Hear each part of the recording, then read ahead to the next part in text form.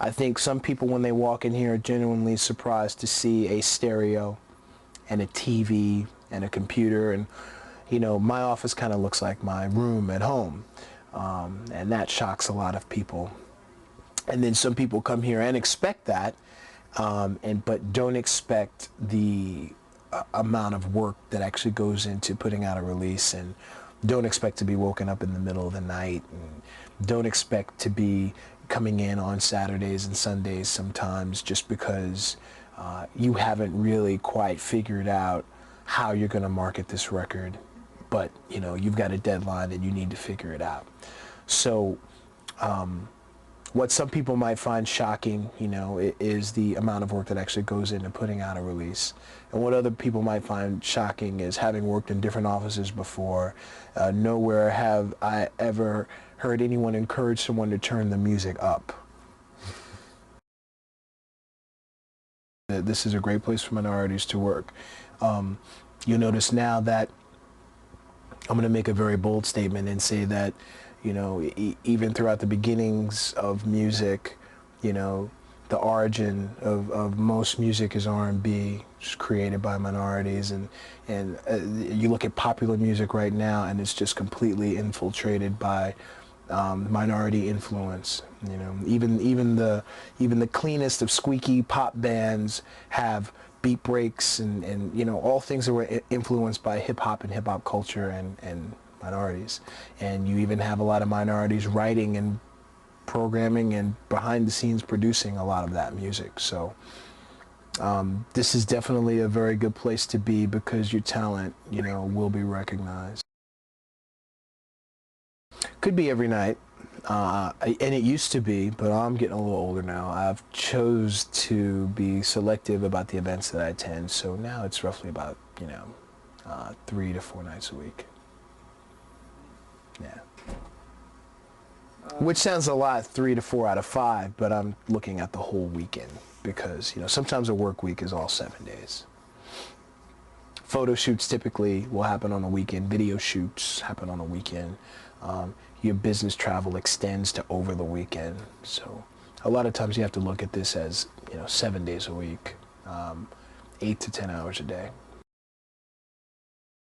You're definitely more exposed to the elements of drugs and alcohol by putting yourself out there every night.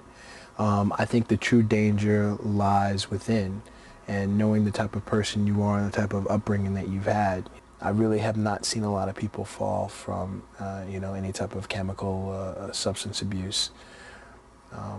Just hasn't been my personal experience. I'm sure it's there. It's not around me. I haven't seen it. There are many different facets to a record company. Basically, there are your marketing, your A&R department, where everything begins. That's where the people go out and they actually find and cultivate the talent, and then once that's done, that's presented to the marketing department, who will sit down and then try to dream up the best ways to present this music on a national and international level. And from there, we have different departments that use different vehicles for exposing and promoting the product. There's radio, and there's TV, and there's press, and there's print. So we use all of those different facets together. We all come together and try to get as many people into the music as we possibly can.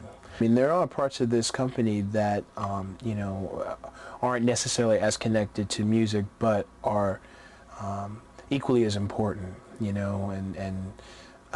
I mean, there's we have finance and administrative areas that necessarily don't go out and cultivate talent, and they don't implement marketing plans, but they are an integral part of this company's structure, and in some cases the backbone. I mean, they keep the money coming in and controlled.